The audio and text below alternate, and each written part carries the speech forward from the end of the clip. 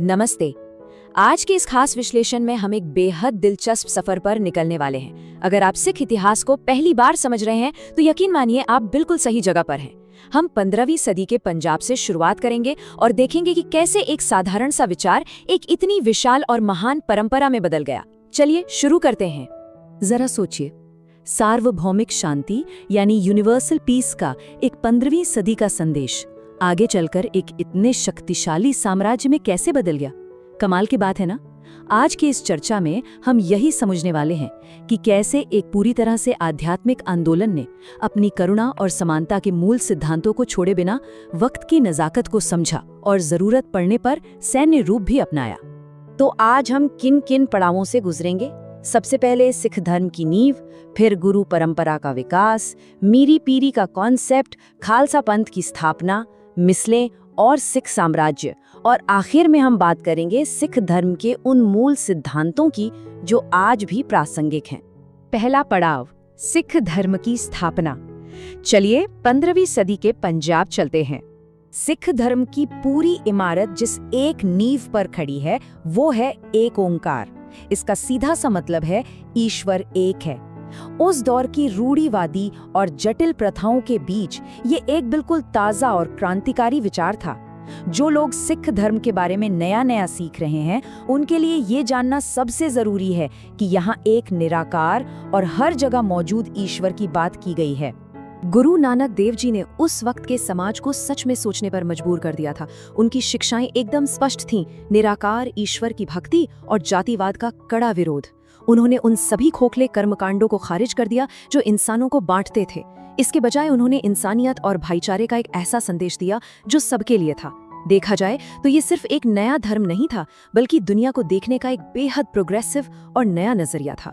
दूसरा भाग है गुरु परंपरा का विकास। ये सफर 1469 से शुरू होकर 1708 तक चलता है।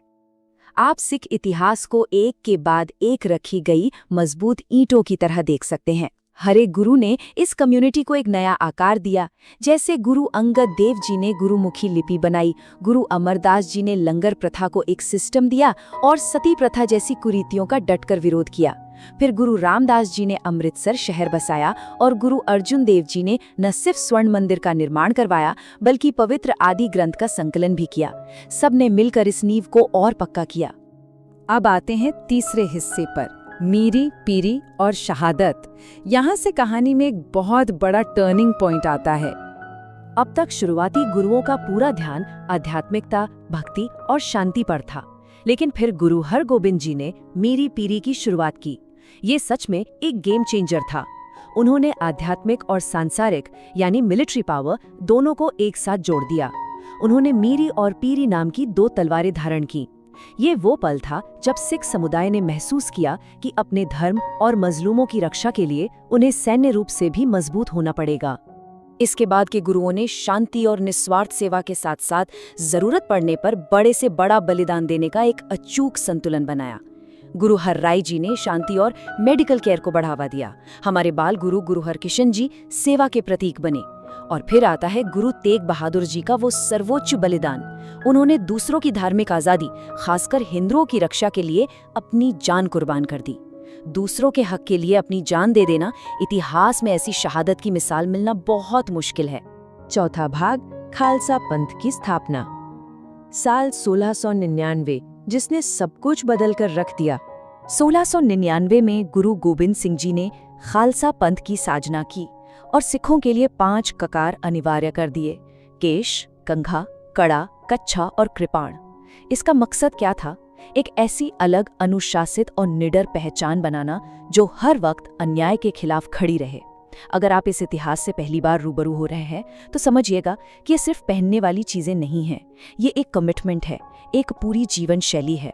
इसके बाद 1708 में एक बहुत बड़ा बदलाव देखने को मिलता है।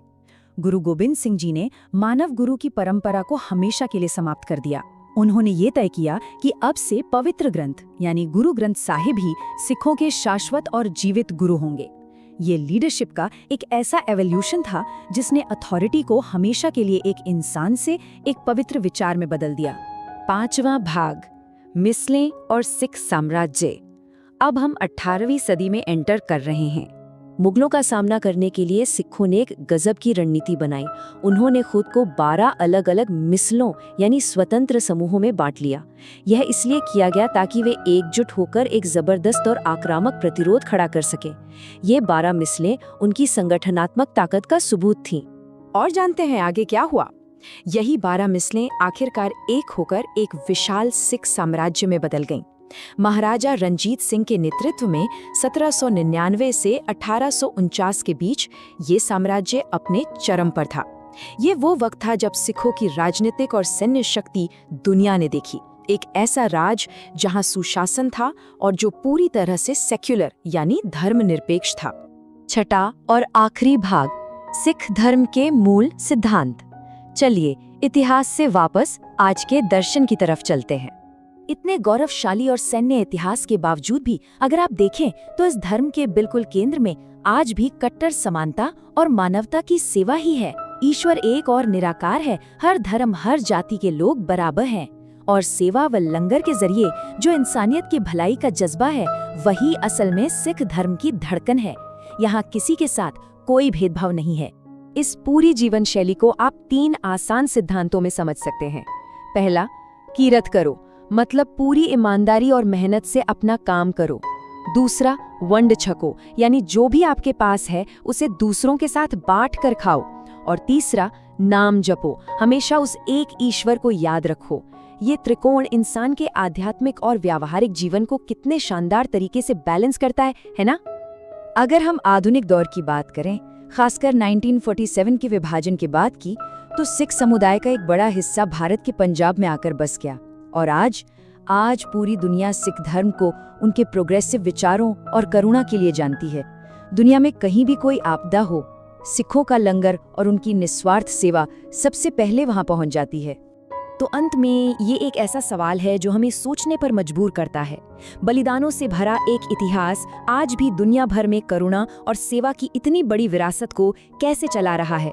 सदियों पहले जो तलवार मजलूमों की रक्षा के लिए उठाई गई थी, आज वही जज्बात दुनिया भर में लोगों का पेट भरने और उनकी मदद करने में बदल गया है। इस कमाल के एवोल्यूशन को समझने के लिए हमारे साथ जुड़ने का बहुत बहुत शुक्रिया। उम्मीद है आपको ये चर्चा पसंद आई होगी।